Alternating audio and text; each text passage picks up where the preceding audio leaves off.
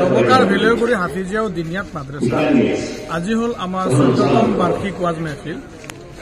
এই বছৰত আমাৰ ছাত্ৰ-ছাত্ৰী 18জন ছাত্ৰ-ছাত্ৰীয়ে 18জন ছাত্ৰ আমাৰ মুকম্মল হাফিজ হৈছে। তেওঁলোকে আজি তেওঁলোকক এখন প্ৰমাণ পত্ৰ দিয়া হ'ব যে তেওঁলোক সম্পূৰ্ণ এজন হাফিজ বুলি জৰিমনা কৰা হ'ব আৰু তেওঁলোকক মাদ্ৰাছাৰ পৰা এটা পাগুৰি দিয়া হ'ব।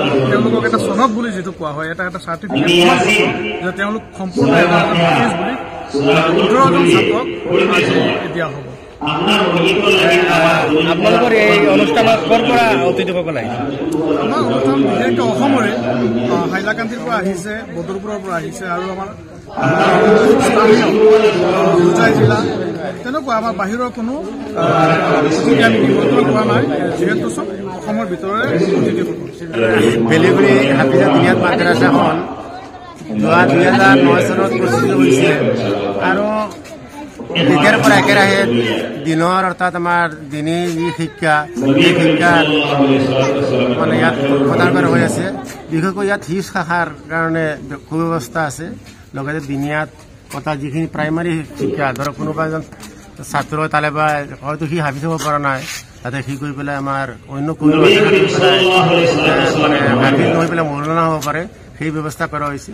আৰু বিশেষকৈ আমাৰ অঞ্চলখন দিনী হিচাপে পিছপৰা আছিল আৰু মাদ্ৰাছাখন হোৱাৰ পিছৰ পৰা মানুহৰ সহায় সহযোগিতাত আৰু আমাৰ ইয়াত বিশেষকৈ এটা ভাল পৰিৱেশ সৃষ্টি হৈছে। যাতে কোৰাণ বিলাক শুনি আছে বা কোৰাণৰ দিনেৰে ইয়াত কোৰাণ হৈ আছে, তাৰ ফলস্বৰূপে আমাৰ এই অঞ্চলৰ মানুহৰ শান্তি বিৰাজ হৈছে।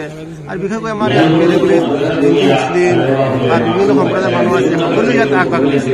আমাৰ আজি যি 14তম বাৰ্ষিক অধিৱেশন এই জলসা বুলি কোৱা হয়, এইখনত আমাৰ অসমীয়া বা বঙালী মানুহ বা তেখেতসকলে স্বতঃস্ফূৰ্ত ইয়াত দান বৰঙণি দিছে আৰু তেওঁলোকে বাৰ্চাই থাকে যে কেতিয়া আমাৰ এই ৱাজ আৰু বিশেষকৈ আজি এই সভাখন অতি তাৎপৰ্যপূৰ্ণ এইটো কাৰণেই এই সভাটোতকৈ বেছি ছাত্ৰ এইবাৰ হাফিজ হৈছে। অৰ্থাৎ তেখেতসকলৰ দস্তাৰবন্দী কৰা হ'ব, অৰ্থাৎ ইয়াত তেখেতসকলক পাগুৰি পৰিধান কৰা হ'ব। পাগুৰি দিয়া মানে কি তেখেতসকলৰ আৰু আমাৰ মাদ্ৰাছাখনত ছাত্ৰ-ছাত্ৰী প্ৰায় 150 ছাত্ৰ আছে।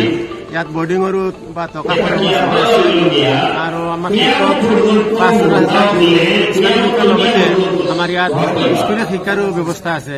গণিত, ইংৰাজী, অংক, বিশেষকৈ স্কুলৰ আমাৰ স্কুললৈকে যিখিনি মৌলিক শিক্ষা সেইখিনি ইয়াত প্ৰদান কৰা হয়।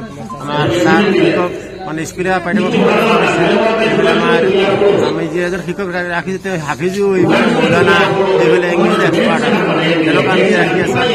আমি বেলেগুৰিবাসী মই কমিটিৰ সম্পাদক হিচাপে বেলেগুৰিবাসী ৰাইজৰ শলাগ লৈছোঁ। এইটো কাৰণে তেখেতসকলে আমাৰ মাদ্ৰাছাৰ যেতিয়া বেছি ৰাখে যিকোনো অভাৱ অনটন হ'লে তেখেতসকলে মাদ্ৰাছাত আহি পেলাই ল'ৰাবিলাকক বিভিন্ন সময়ত বৰ্ডিঙত তেওঁলোকে নিজে আনি পেলাই তেওঁলোকক আমিষ আহাৰ বা যেতিয়া কিবা বেমাৰ আজাৰ হ'লেও ডক্টৰ চিকিৎসক বিনামূল্য হিচাপে চিকিৎসা দি আছে।